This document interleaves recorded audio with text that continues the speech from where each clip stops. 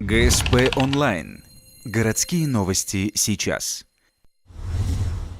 22 сентября Ухтинский суд вынес приговор мошеннику, который обокрал сироту.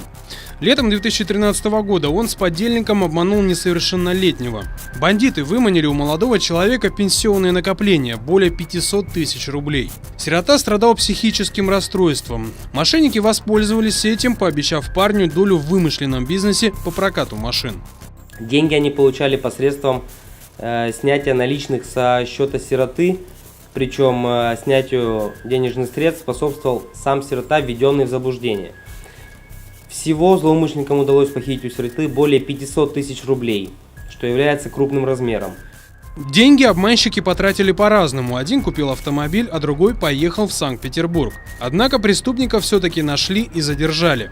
В июне этого года один из мошенников был осужден на 6 месяцев лишения свободы в исправительной колонии общего режима. Второго преступника наказали только сейчас, правда, существенно смягчив приговор – 1 год условно. Также прокуратура Ухты готовит документы, чтобы заставить осужденных вернуть деньги сироте.